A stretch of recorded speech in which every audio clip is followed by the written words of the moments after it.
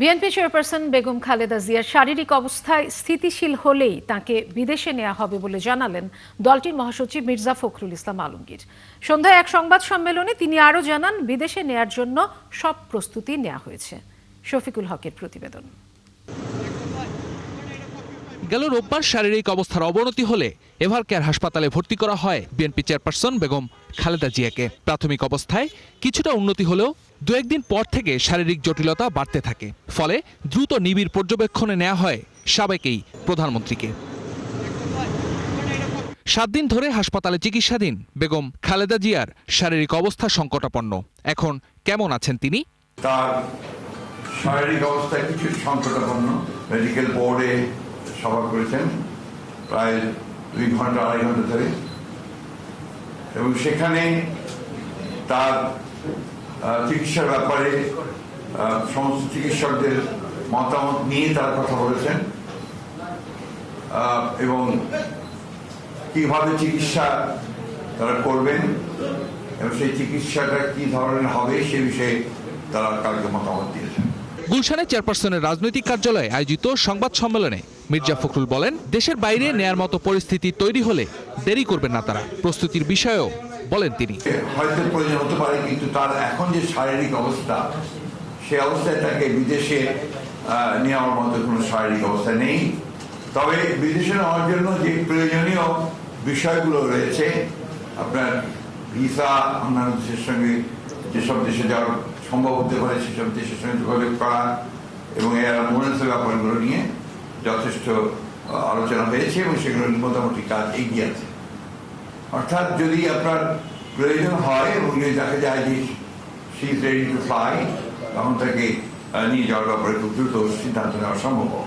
হাসপাতালের শৃঙ্খলা রক্ষার্থে বেগম খালেদা জিয়াকে দেখতে ভিড় না করার অনুরোধ জানান মির্জা ফখরুল। এতে করে হাসপাতালের কর্তৃপক্ষ এবং চিকিৎসকরা অত্যন্ত বিব্রত বোধ করছেন। তারা চিকিৎসা কার্য চালাতে ম্যাডামেরটাও এবং একসাথে অন্যান্য যারা রোগী আছে তাদের সেখানে বিঘ্ন সৃষ্টি করা হচ্ছে। শফিকুল হক, 71, ঢাকা। এর আগে বেগম খালেদা জিয়াকে দেখে এসে বিএনপি ও অন্য দলের রাজনীতিকরা বলছেন তিনি বিপদমুক্ত নন। দেশবাসীর কাছে দোয়ার দরখাস্তও দিয়েছেন তিনি। তারা সকাল থেকে বিভিন্ন পর্যায়ের নেতাকর্মীরা এভারকেয়ার হাসপাতালের সামনে উপস্থিত হন প্রিয় নেত্রীর খোঁজ নিতে। বিস্তারিত মাহিলা ইসলামের প্রতিবেদনে। রাজধানীর এভারকেয়ার হাসপাতালে গেল কয়েকদিন ধরে বিভিন্ন রোগের জন্য চিকিৎসা নিচ্ছেন বিএনপি চেয়ারপারসন ও সাবেক প্রধানমন্ত্রী বেগম খালেদা জিয়া। তার শারীরিক অবস্থা স্থিতিশীল নয়। চিকিৎসকরা সর্বাত্মক চেষ্টা করছেন। শুক্রবার ও শনিবার বিএনপির নেতাদের পাশাপাশি অন্য দলের নেতাকর্মীরা খালেদা জিয়ার চিকিৎসার খোঁজ নিতে যান। প্রিয় নেত্রীকে দেখতে আসেন দলের বিভিন্ন স্তরের নেতাকর্মী ও সাধারণ মানুষ। কিভাবে মানুষ কান্না করতেছে দেখেন, প্রত্যেকটা মানুষের চোখে জল। আর আমরা কালকে সারা রাত ঘুমাইতে পারি না। প্রার্থনা চাচ্ছি যে ওনার জন্য যেন সবাই হাত তুলে মন খুলে দোয়া করেন, আল্লাহ যেন ওনাকে হায়াত দান করেন। বিএনপির বিভিন্ন পর্যায়ের নেতারা শনিবার হাসপাতালে চিকিৎসার খবর নেন, কথা বলেন গণমাধ্যমের সাথে। ম্যাডামের জন্য এখন ডাক্তাররা সার্বক্ষণিক চিকিৎসায় আছেন। আমাদের যেটা করণীয় সেটা হলো পুরো দেশবাসীর ম্যাডামের জন্য দোয়া করা। আউট অফ ডেঞ্জার বলা যাচ্ছে না, এখনো তার অবস্থা সংকটাপন্ন বলা যায়। বর্তমান সময়ে তার ব্যাপারে সর্বশ্রেষ্ঠ বা সর্বোচ্চ কেয়ার নেওয়া হচ্ছে। দেশ বিদেশের ডাক্তাররা প্রায় এই বিষয়ে তারা সবাই তাকে নিবিড়ভাবে পর্যবেক্ষণ করছেন। জাতীয় নাগরিক পার্টির নেতারা বেগম খালেদা জিয়াকে হাসপাতালে দেখতে যান। এরপর তারা কথা বলেন গণমাধ্যমের সাথে। ওনার শারীরিক অবস্থা ক্রিটিক্যাল, তবে স্থিতিশীল আছেন। উনি এখনো ফাইট করছেন। নিরাপদ দূরত্ব থেকে সব সতর্কতা মেনে আমার ওনাকে দেখার সুযোগ হয়েছে। যে গণতান্ত্রিক উত্তরণের দিকে যাচ্ছে সেটি যেন উনি নিজে দেখে যেতে পারেন, এবং যার কারণে ওনার আজকে এই পরিণতি হয়েছে। একটা ক্লিনিক্যাল একটা অপারেশনের মধ্য দিয়ে উনি গিয়েছেন, ওনাকে মেডিকেলের অত্যাচারের মধ্য দিয়ে গিয়েছেন। আমার মনে হয় আল্লাহ ওনাকে হাসিনার ফাঁসি দেখা পর্যন্ত ওনাকে যেন আল্লাহ বাঁচিয়ে রাখে। এদিকে রাজধানীতে এক অনুষ্ঠানে কথা বলেন দলের স্থায়ী কমিটির সদস্য মির্জা আব্বাস। তিনি জানান, বেগম খালেদা জিয়ার অসুস্থতা স্বাভাবিক কোনো ঘটনা নয়। উনি মোটামুটি ভালোই অসুস্থ। আমি গত রাতে 1টার সময় ওখানে গিয়েছিলাম এবং আমি খুবই নিশ্চিত দেশনেত্রী বেগম খালেদা জিয়াকে জেলে বন্দী থাকা অবস্থায় স্লো পয়জনিং করা হয়েছিল। এখন থেকে 5-7 বছর আগে ভারতীয় একজন সাংবাদিক ঢাকায় এসেছিল, যখন আমার সাথে দেখা হয়, উনি বললেন, আপনি কি নিয়ে লাফালাফি করতেছেন? উনি তো বাঁচবে মাত্র 2 বছর। বেগম খালেদা জিয়ার জন্য পুরা জাতির দোয়া আছে। তিনি সুস্থ হয়ে ফিরবেন মানুষের মাঝে, জানান মির্জা আব্বাস। বাংলাদেশের সমস্ত জনগণের অত্যন্ত প্রিয় নেত্রী বিদেশ নেত্রী খালেদা জিয়া,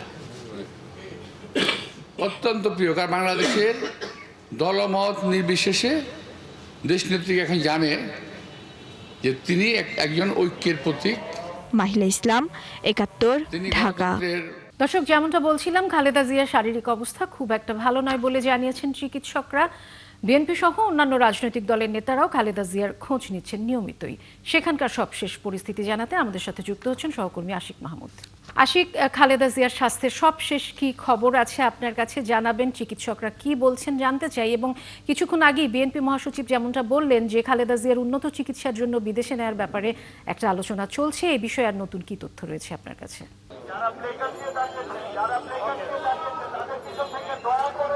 বসরা, আমরা কিছুক্ষণ আগে বিএনপি নেতাকর্মী এবং ডাক্তারদের মাধ্যমে জানতে পেরেছি বিএনপি চেয়ারপারসন বেগম খালেদা জিয়ার শারীরিক অবস্থা কিছুটা উন্নতি হয়েছে। আগে যে পরিস্থিতির মধ্যে ছিল তার থেকে কিছুটা উন্নতি হয়েছে, তবে তিনি শঙ্কামুক্ত নন। তিনি এখনও সংকটাপন্ন অবস্থার মধ্যেই রয়েছেন বলে চিকিৎসক এবং বিএনপি নেতাকর্মী যারা এসেছিলেন তারা আমাদেরকে জানিয়েছেন। তবে তার চিকিৎসা চালিয়ে যাওয়া হচ্ছে। মেডিকেল বোর্ড যারা রয়েছেন, মেডিকেল বোর্ডের সদস্য দেশি এবং বিদেশ মিলিয়ে একটি মেডিকেল বোর্ড গঠন করা হয়েছে। তাদের সার্বিক পর্যবেক্ষণের মাধ্যমেই তার চিকিৎসা সেবা চলছে এবং সেই চিকিৎসা সেবায় ডাক্তাররা যেমনটি বলেছেন যে তারা তাদের সর্বোচ্চ চেষ্টা চালিয়ে যাচ্ছেন খালেদা জিয়াকে আবার সুস্থ অবস্থায় জনগণের মাঝে ফিরিয়ে দেওয়ার জন্য। এখন পর্যন্ত আমরা যেমনটি জেনেছি যে বিদেশে চিকিৎসা, তাকে বিদেশে নিয়ে যাওয়ার বিষয়ে একটি পরিকল্পনা নেওয়া হয়েছে এবং ইতিমধ্যে সেই সকল কার্যক্রম সম্পন্ন হয়েছে। এয়ার অ্যাম্বুলেন্স প্রস্তুত রয়েছে। তবে চিকিৎসকরা যেটি জানিয়েছে তার শারীরিক এখনকার যে অবস্থা, সেই অবস্থায় বিমানে করে বিদেশে নিয়ে যাওয়ার মতো তার শারীরিক অবস্থা নেই। তার শারীরিক অবস্থা যদি উন্নতি হয়, এখন যে অবস্থায় আছে তার থেকে যদি তার শারীরিক অবস্থা উন্নতি হয়, সেক্ষেত্রে তাকে বিদেশে চিকিৎসার জন্য আবারও নিয়ে যাওয়া হতে পারে। সেটি আসলে সময় সাপেক্ষ। কিছুক্ষণ আগে রুহুল কবির রিজভী আমাদেরকে জানিয়েছেন যে তার শারীরিক অবস্থা খুব একটা পরিবর্তন হয়েছে, খুব একটা উন্নতি হয়েছে সেটি আসলে বলা যাচ্ছে না। তবে তার শারীরিক অবস্থার সর্বশেষ কি অবস্থা সেটি হয়তো আজকে বা আগামীকাল সকালে চিকিৎসকরা হয়তো আনুষ্ঠানিক ব্রিফিংয়ের মাধ্যমে সেটি হয়তো নিশ্চিত করে জানাবেন। তবে দলের পক্ষ থেকে যেটি জানানো হয়েছে যে তিনি আগের চেয়ে কিছুটা ভালো আছেন। যারা দেখতে গিয়েছিল তারা বাইরে থেকেই সিসিউর ভেতরে কোনো কাউকেই আসলে সংক্রমণের কারণে কাউকে ঢুকতে দেওয়া হচ্ছে না। বাইরে থেকে অনেকেই তাকে দেখে এসে জানিয়েছেন যে তার শারীরিক অবস্থা একেবারে শঙ্কামুক্ত। সেটি আসলে বলার সুযোগ নেই, কারণ তিনি বেশ কিছু জটিল রোগে আক্রান্ত। আপনি জানেন যে তার ফুসফুসের সংক্রমণ রয়েছে, তার কিডনির সমস্যা রয়েছে, এছাড়াও আরও বেশ কিছু জটিল সমস্যা নিয়ে কিন্তু দীর্ঘদিন ধরেই কিন্তু চিকিৎসার মধ্যে রয়েছেন। বিদেশে চিকিৎসা নিয়ে তিনি দেশে এসেছেন এবং তিনি যখন জেলে ছিলেন তারপর থেকে কিন্তু তার এই শারীরিক সমস্যাগুলো বৃদ্ধি পেয়েছে। তাকে অনেক আগে থেকেই শেখ হাসিনা যখন ক্ষমতায় ছিলেন তখন থেকে তাকে বিদেশে চিকিৎসার জন্য নিয়ে যাওয়ার চেষ্টা করেছিল পরিবারের সদস্যরা, দলের নেতাকর্মীরা, কিন্তু সেটি আসলে তখন সম্ভব হয়নি। তবে শেখ হাসিনা সরকার যখন ক্ষমতাচ্যুত হয় 2024 সালের 5 আগস্ট, তখন তারপরে তাকে লন্ডনে নিয়ে চিকিৎসা দেওয়া হয়েছে। তবে তার যে শারীরিক জটিলতা, বার্ধক্যজনিত কিছু জটিলতা রয়েছে, এর পাশাপাশি ফুসফুসের সংক্রমণ রয়েছে, তার এছাড়াও আরও বেশ কিছু জটিলতা তার মধ্যে রয়েছে। সে কারণে আসলে কয়েকদিন পরই তিনি চেক আপের জন্য এভারকেয়ারে আসতেন। কয়েকদিন আগে তিনি এই এভারকেয়ার হাসপাতালে চিকিৎসা নিয়ে গেছেন, সুস্থ হয়ে গেছেন। কিন্তু কয়েকদিন আগে আমরা যেমনটি দেখেছি, একটা ছবিতে যেমনটি দেখেছিলাম যে তার হাত অনেকটা ফুলে গেছে। তারপর থেকে আসলে বোঝা যাচ্ছিল যে তার শারীরিক অবস্থা খুব একটা ভালো নেই। তার কয়েকদিন পরেই কিন্তু তিনি আবারও অসুস্থ হয়ে পড়লেই তাকে এভারকেয়ারে নিয়ে আসা হয় এবং এভারকেয়ারে নিবিড় পর্যবেক্ষণে তাকে সিসিইউতে রেখেই কিন্তু চিকিৎসা সেবা চালিয়ে যাচ্ছে চিকিৎসকরা এবং বিএনপির অনেক নেতাকর্মীরাই কিন্তু এই এভারকেয়ারের সামনে ভিড় করেছে। যদিও দলের পক্ষ থেকে বলা হয়েছে যে এই হাসপাতালের সামনে যেন অযথা মানুষ যেন ভিড় না করে, সেই জন্য কিন্তু বারবারই বলা হচ্ছে। তারপরেও আসলে নেতাকর্মীদেরকে আসলে সরানো সম্ভব হচ্ছে না। তো সব মিলিয়ে আসলে দলের নেতাকর্মীরা বলছেন যে দেশবাসীর কাছে তারা বলেছেন যে তারা ঘরে বসে বিএনপি নেত্রীর জন্য দোয়া করবেন এবং এই এভারকেয়ারের সামনে যেন ভিড় না করে সেই প্রত্যাশা জানিয়েছে। এবং সবাই বলছেন যে খুব শীঘ্রই সুস্থ হয়ে খালেদা জিয়া মানুষের মাঝে আবার ফিরে আসবেন এমন প্রত্যাশা কিন্তু এখানে যারা এসেছেন। আশিক মাহমুদ, আপনি আছেন এভারকেয়ার হাসপাতালের সামনে। আমরা বিএনপি চেয়ারপারসন বেগম খালেদা জিয়ার শারীরিক অবস্থা সবশেষ জানতে নিশ্চয়ই আবারও ফিরবো আপনার কাছে। দর্শক, এভারকেয়ার হাসপাতালের সামনে থেকে আমাদের সাথে যুক্ত হয়েছিলেন সহকর্মী আশিক মাহমুদ। অসুস্থ মাকে দেখতে দেশে ফেরার সিদ্ধান্ত নেওয়ার সুযোগ নিজের একার নিয়ন্ত্রণে নেই বলে জানিয়েছেন বিএনপির ভারপ্রাপ্ত চেয়ারম্যান তারেক রহমান। এক ফেসবুক পোস্টে তারেক রহমান লেখেন, এখনই দেশে ফেরার বিষয়ে সিদ্ধান্ত নেওয়ার সুযোগ তার জন্য অবারিত ও একক নিয়ন্ত্রণাধীন নয়। সংকটকালে মায়ের স্নেহ স্পর্শ পাওয়ার তীব্র আকাঙ্ক্ষা যে কোনো সন্তানের মতো তাঁরও রয়েছে বলে উল্লেখ করেছেন তারেক রহমান। ফেসবুক পোস্টে তিনি মা খালেদা জিয়ার জন্য দেশবাসীর কাছে দোয়া চেয়েছেন। তারেক রহমান বলেন, রাজনৈতিক বাস্তবতার কারণেই তিনি আজ মায়ের পাশে থাকতে পারছেন না। একই সঙ্গে তিনি গুরুতর অসুস্থ অবস্থায় হাসপাতালে নিবিড় পরিচর্যায় থাকা তাঁর মা সাবেক প্রধানমন্ত্রী খালেদা জিয়ার রোগ মুক্তির জন্য যারা আন্তরিকভাবে দোয়া করছেন তাদের প্রতি কৃতজ্ঞতা প্রকাশ করেন। এদিকে বিএনপির ভারপ্রাপ্ত চেয়ারম্যান তারেক রহমানের দেশে ফেরার ব্যাপারে সরকারের তরফ থেকে কোনো বিধি নিষেধ নেই বলে জানিয়েছেন প্রধান উপদেষ্টা প্রেস সচিব শফিকুল আলম। শনিবার তার ভেরিফাইড ফেসবুকে এক পোস্টে তিনি এই তথ্য জানান। শফিকুল আলম লেখেন, জনাব তারেক রহমান বলেছেন, এখনই দেশে ফেরার বিষয়ে সিদ্ধান্ত নেওয়ার সুযোগ তার জন্য অবারিত ও একক নিয়ন্ত্রণাধীন নয়। এ ব্যাপারে সরকারের তরফ থেকে কোনো বিধিনিষেধ অথবা কোনো ধরনের আপত্তি নেই। পোস্টে প্রেস সচিব আরও বলেন, খালেদা জিয়ার শারীরিক অবস্থা নিয়ে প্রধান উপদেষ্টা ইতিমধ্যেই গভীর উদ্বেগ প্রকাশ করেছেন। তার জন্য দেশবাসীর কাছে দোয়া চেয়েছেন। অর্থনৈতিক স্থিতিশীলতাই বিএনপির শাসনের মূল দিক উল্লেখ করে বিএনপি মহাসচিব মির্জা ফখরুল ইসলাম আলমগীর বলেছেন, আগামীতেও ক্ষমতায় এলে গণতন্ত্র ও অর্থনীতিকে সবচেয়ে বেশি গুরুত্ব দেবেন তারা। আর দলটির আরেক নেতা আমির খসরু মাহমুদ চৌধুরী অভিযোগ করেছেন, ফ্যাসিস্ট আমলে গোষ্ঠীবদ্ধ অর্থনীতি তৈরি করা হয়েছিল, আর নিম্নবিত্তের অর্থনৈতিক সুরক্ষা নিশ্চিত না হলে তারা বারবার রাজপথে নামবে বলে সতর্ক করেছেন এনসিপি নেতা নাহিদ ইসলাম। বিস্তারিত শাহরিয়ার ইমতিয়াজের প্রতিবেদনে। দৈনিক বণিক বার্তার নিয়মিত বার্ষিক অনুষ্ঠান, এতে অংশ নেন রাজনীতিকরা। সমস্যায় পড়েছিলাম লাস্ট ফিউ ইয়ার। সম্মেলনের দ্বিতীয় অধিবেশনে যোগ দেন বিএনপি মহাসচিব মির্জা ফখরুল ইসলাম আলমগীর। বলেন, বিএনপি সবসময় অর্থনৈতিক স্থিতিশীলতার দিকে গুরুত্ব দিয়েছে। বিএনপি রেকর্ড দেখেন অতীতের প্রত্যেকটি সময় যখনই বিএনপি ক্ষমতায় এসেছে, রাজনীতি দেশ পরিচালনার দায়িত্ব পেয়েছে, সবচেয়ে বেশি গুরুত্ব দিয়েছে অর্থনীতিকে এবং অর্থনীতি সবচেয়ে সচল থেকেছে। অর্থনীতিতে যেন একটা স্টেবিলিটিটা স্থিতি অবস্থা থাকে এবং ম্যাক্রো ইকোনমিক্সটা যেন শক্তভাবে দাঁড়ায়। এটা যে সামগ্রিকভাবে আমরা জিনিসটাকে সেভাবে দেখি। তিনি জানান, বেকারত্ব দূরীকরণে সরকারকে কাজ করতে হবে। নতুন বাংলাদেশ শুধু নয়, আমরা একটা সমৃদ্ধ বাংলাদেশ হিসাবে দেখতে চেয়েছি, একটা যেখানে সব মানুষগুলোই তারা অন্তত একটা বেটার লিভিংয়ে থাকবে, ভালো অবস্থায় থাকবে এবং একটা ভালো গভর্নেন্সের মধ্যে থাকবে এবং ডেমোক্রেসিকে সবচেয়ে বেশি গুরুত্ব দেবে, এই বিষয়টা আমরা দেখতে চাই। এদিকে একই অনুষ্ঠানে যোগ দিয়ে বিএনপি স্থায়ী কমিটির সদস্য আমির খসরু মাহমুদ চৌধুরী বলেন, শুধু রাজনীতিকে নয়, অর্থনীতিকেও করতে হবে গণতান্ত্রিক। বাংলাদেশের অর্থনীতিতে বাংলাদেশের প্রত্যেকটি নাগরিকের একটা অংশগ্রহণ থাকতে হবে। বিএনপির পক্ষ থেকে আমরা যে স্লোগানটা দিচ্ছি, স্লোগান হচ্ছে রাজনীতিকে যেভাবে গণতন্ত্রের কথা আমরা বলছি, অর্থনীতিকেও আমাদের গণতন্ত্রের দিকে নিয়ে যেতে হবে। আর সম্মেলনে যোগ দিয়ে এনসিপির আহ্বায়ক নাহিদ ইসলাম বলেন, নিম্নবিত্তের অর্থনৈতিক সুরক্ষা নিশ্চিত না হলে জনগণ আবারও রাস্তায় নামবে। আমাদের একেবারে যে নিম্নবিত্ত এবং শ্রমিক, তাদের জীবন জীবিকার ব্যবস্থা, শুধু মজুরির প্রশ্নটা আমরা কথা বলি, কিন্তু তার সন্তান কোথায় কিভাবে পড়াশোনা করবে, স্বাস্থ্য ব্যবস্থার সুযোগ সুবিধা সে পাবে কিনা, শিক্ষার সুযোগ সে পাবে কিনা, এই প্রশ্নগুলোর সুরাহা যদি আমরা না করি, আমাদের কিন্তু অর্থনৈতিক যে আকাঙ্ক্ষা গণঅভ্যুত্থানে সেটি পূরণ হবে না এবং বারবারই মানুষ রাজপথে নামবে। অন্যদিকে আমলাতন্ত্র ও সরকারি নীতিকে অর্থনীতির জন্য মূল সমস্যা হিসেবে চিহ্নিত করেছেন গণসংহতি আন্দোলনের নেতা জুনায়েদ সাকি। বাংলাদেশ কিংবা যে কোনো দেশের অর্থনীতির একটা বড় পরিমাপক হবে যারা প্রান্তিক মানুষ, যারা শ্রেণীগত আর্থিক দিক থেকে যারা নিম্ন আয়ের মানুষ, আমরা সেই অর্থনীতি তাকে কিভাবে ট্রিট করে, সেইটা হচ্ছে গুরুত্বপূর্ণ প্রশ্ন। বাংলাদেশের অর্থনীতির বিনিয়োগের ক্ষেত্রে প্রধান সমস্যা হচ্ছে সরকার নিজেই এবং লালফিতা আমলাতন্ত্র। 2020 সাল থেকে ধারাবাহিকভাবে আয়োজিত এবারের সম্মেলনের প্রতিপাদ্য ছিল অর্থনীতির ভবিষ্যৎ পথরেখা ও রাজনৈতিক অঙ্গীকার। না ঠিক আছে, প্রশ্ন উত্তর বেটার। শাহরিয়ার ইমতিয়াজ, ৭১, ঢাকা। বর্তমানে খেলাপি ঋণ সবচেয়ে বড় মাথা ব্যথার কারণ। আগামী 5 থেকে 10 বছর সময় লাগবে এই খেলাপি ঋণ কমিয়ে আনতে। বণিক বার্তার আয়োজনে অর্থনৈতিক সম্মেলনে এসব কথা বলেন বাংলাদেশ ব্যাংকের গভর্নর। রমজানে নিত্যপণ্য আমদানিতে ঋণপত্র বা এলসি খোলায় সংকট নেই বলেও জানান গভর্নর। বলেন, একীভূত হওয়ার নতুন ব্যাংকের কার্যক্রম চালু হবে আগামী সপ্তাহে। আর বিনিয়োগ বাড়াতে নতুন সুদহার কমিয়ে আনার দাবি জানান ব্যবসায়ীরা। বিস্তারিত মইনুল হাসানের প্রতিবেদনে। বাংলাদেশের অর্থনীতির সবচেয়ে বড় ক্ষতি করেছে গত 15 বছরের ব্যাংকিং খাতের বিরামহীন লুটপাট। অন্তর্বর্তী সরকার দায়িত্ব নেয়ার পর অর্থনীতির কিছু সূচকে উন্নতি হলেও তলানিতে বেসরকারি খাতের ঋণ প্রবৃদ্ধি। বণিক বার্তা আয়োজিত অর্থনৈতিক সম্মেলনে উঠে এলো ব্যবসা বাণিজ্য ও অর্থনীতির সংকটের কথা। সমালোচনা হয় এনবিআরের কর কাঠামো নিয়েও।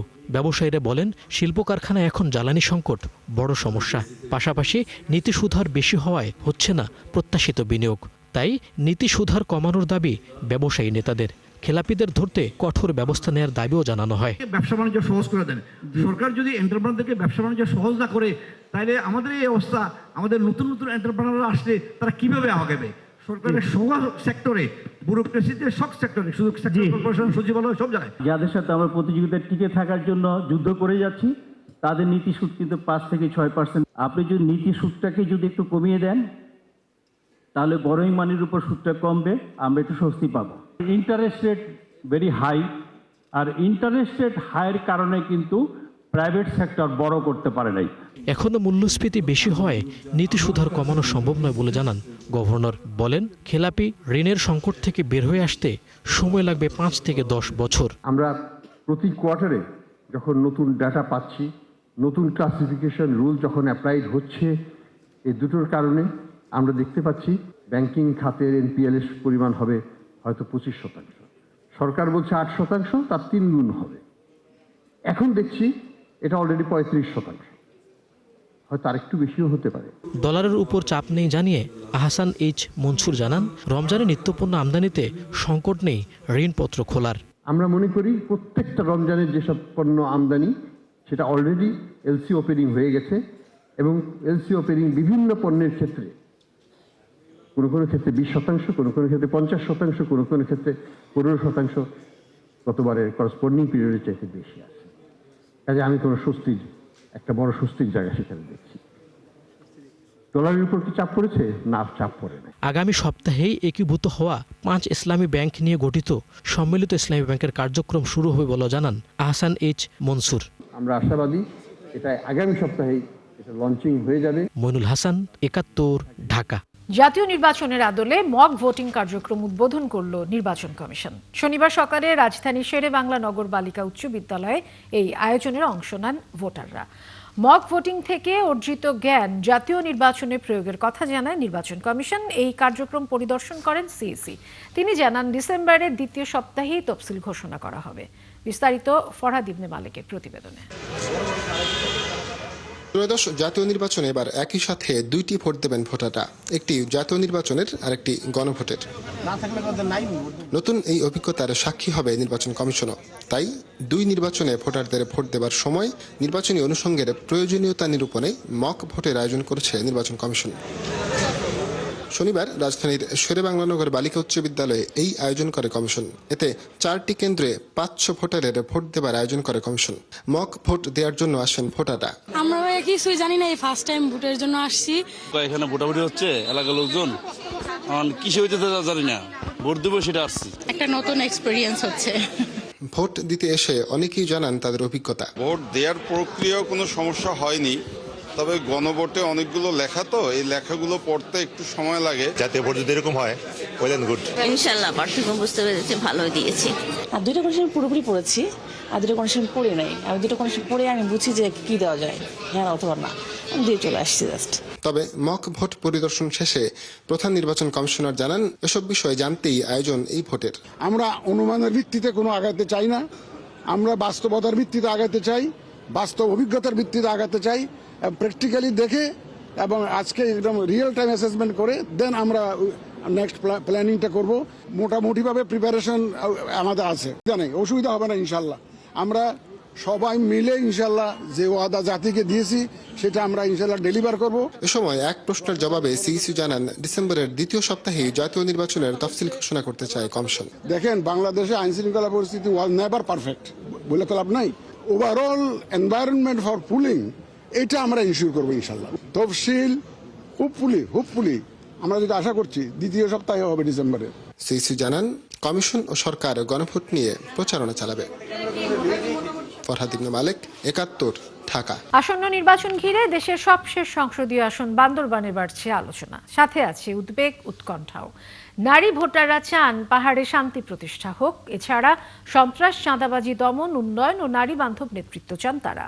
মাঠে, ময়দানে ও পাহাড়ি নারী ভোটারদের ভাবনার কথা জানব জহির রায়হানের তথ্য ও ছবির প্রতিবেদনে।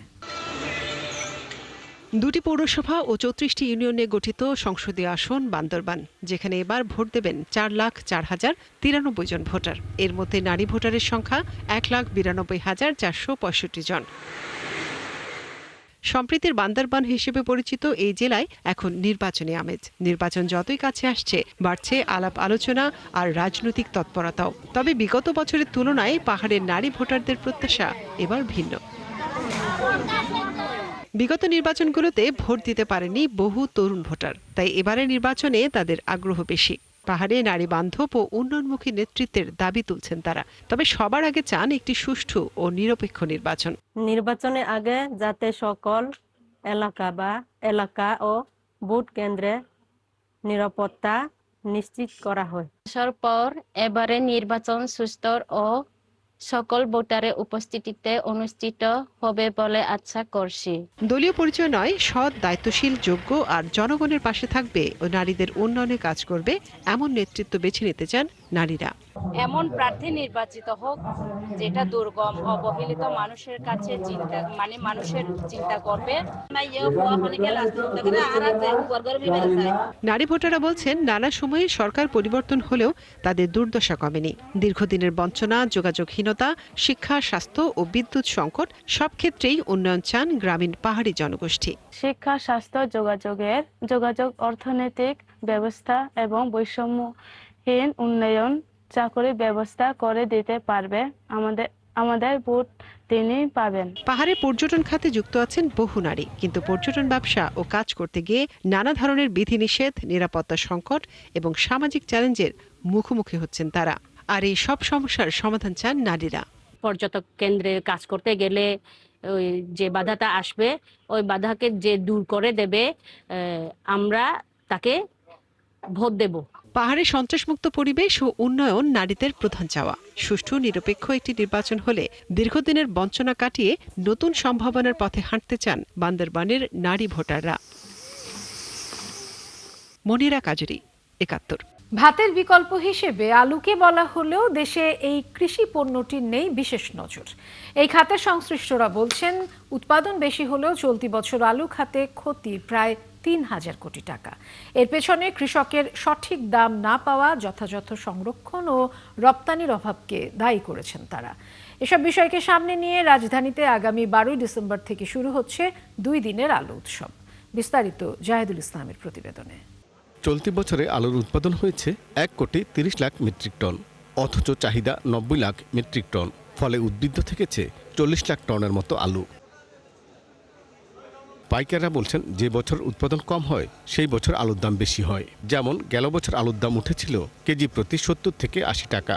সেই কথা মনে রেখে চলতি বছর লাভের আশায় আরও বেশি আলু চাষ করে এখন লোকসানে পড়ছেন কৃষকরা। এই বছর আলু ফলন বেশি হয়েছে, আর আলু যদি সরকার বাইরে কিছু আলু দেওয়ার চিন্তা ভাবনা করতো তাইলে আর বাজার এরকম খারাপ থাকতো না। আর যখন আলুর দাম বেশি বিক্রি হয় তখন সরকার অনেক তোড়জোড় শুরু করে দেয়। এবছর আলুর দাম কম, সরকার এবার কোনো উদ্যোগে নেয়নি। আমরাও টাকা পাচ্ছি না, ভোক্তারাও কম দামে পাচ্ছে না। বাংলাদেশ কোল্ড স্টোরেজ অ্যাসোসিয়েশন বলছে, পরিকল্পনাহীন আলু চাষে প্রতি বছরই এই খাতের লোকসান বাড়ছে, যার প্রমাণ চলতি বছর আলু খাতে ৩,০০০ কোটি টাকার লোকসান। এই দায়টা আমি দিব কৃষি সম্প্রসারণ অধিদপ্তরকে।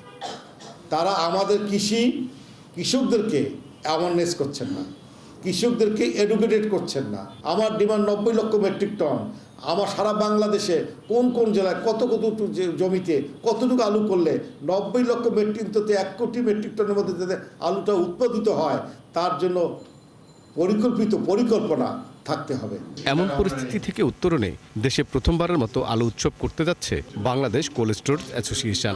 12 ডিসেম্বর থেকে 2 দিন ব্যাপী এই উৎসব চলবে বসুন্ধরা কনভেনশন সেন্টারে। অন্যান্য খাদ্য শস্যের তুলনায় আলুর হেক্টর প্রতি ফলন প্রায় 3 গুণ বেশি। তাই দেশের ক্রমবর্ধ জনসংখ্যার খাদ্য চাহিদা পূরণে আলু ফসলের চাষকে অবশ্যই অগ্রাধিকার দিতে হবে। দেশে অর্থনৈতিক প্রবৃদ্ধি বৃদ্ধির বিষয়ে আলুর যে অমিত সম্ভাবনা রয়েছে তা কাজে লাগানোর জন্য এই ধরনের একটি আন্তর্জাতিক মেলা বা প্রদর্শনী আয়োজন করা প্রয়োজন। আলু উৎপাদনে বিশ্বে বাংলাদেশের অবস্থান 7ম এবং এশিয়ায় তৃতীয়। জাহিদুল ইসলাম, 71, ঢাকা। ভোরের আগমনটা যেন অপার্থিব। কুয়াশার আলতো চাদর ভেদে সোনালী আভার লুকোচুরি খেলা, পায়ের স্পর্শে মুক্তা ঝরানো শিশির বিন্দুর প্রাধান্য, গ্রামীণ জনপদ আর প্রাণীর সাথে পরিচিত শীতল হাওয়ার প্রেমের দিন। দর্শক দুয়ারে কড়া নাড়ছে শীত। পঞ্জিকার হেমন্তের আনন্দ উদযাপনের বিদায় আর পাতাঝরা দিনের উদযাপনে শীতের আমন্ত্রণ নামার কথা জানাবেন সহকর্মী ফারহানা ন্যান্সি। ছবি তুলেছেন মোবারক হোসেন শুভ।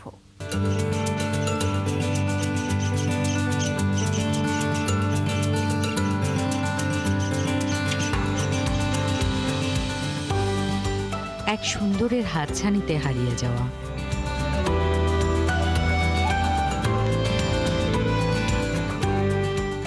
যে দেশের ভোরের উপন্যাসে সৃষ্টিকর্তার আশীর্বাদের এমন অধ্যায় থাকে। ওই যে দূরের গায়ের দিগন্ত জুড়ে রক্ত লাল আভা তার ভালোবাসার অধিকারের পাণ্ডুলিপি নিয়ে প্রতি হেমন্তে হাজির হয়। বাংলাদেশের কার্তিকের আনন্দলিপিতে কুয়াশা আর সূর্যের বিচ্ছেদের অভিমান থাকে বেলা বাড়তে বাড়তে। ঐশ্বর্যের মুক্তায় সমৃদ্ধ শিশির নিজেকে বড় বেশি প্রাসঙ্গিক করে সোনালী ধানের আলিঙ্গনে।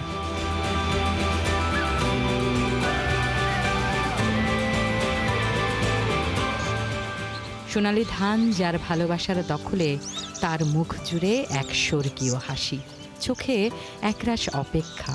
সে অপেক্ষা নবান্নের, সে অপেক্ষা সন্তানের মতো পরম যত্নে একটু একটু করে আপন হওয়া ফসলের। এই যে শুরু থেকে শুরু করা, এটা একটা বাচ্চা ছেলের মতো লালন পালন করি।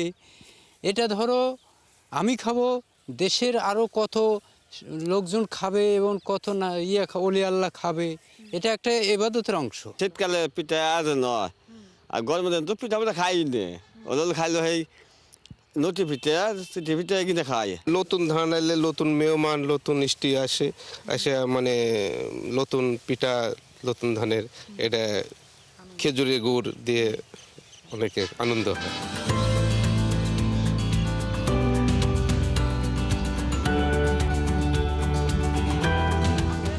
বাংলার গায়ের পথে হেমন্তের শেষ বেলাতে নবান্নের প্রেক্ষাপট রঙিন হয়ে ধরা দেয় বটে, তবে প্রকৃতিতে শীতের আগমনী বার্তার ছন্দ হারাচ্ছে বইকি।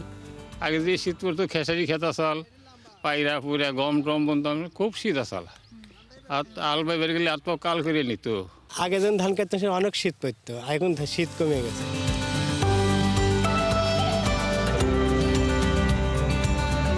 নাম না জানা কত পাখির সুরধ্বনি ভেসে বেড়ায় সোনালী ধানের রাজ্যে। নতুন ধানে তাদের দাবির কথা মনে করিয়ে দেয় মধুর উচ্চারণে।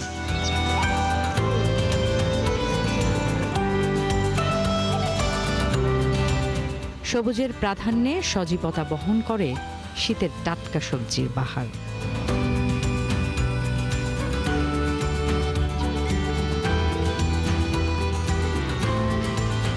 চিরায়িত মায়ায় বাংলার গায়ে হেমন্ত আর শীতের হিম পরশের দৈরত চলতে থাকে প্রকৃতির নিয়মিত ছন্দে।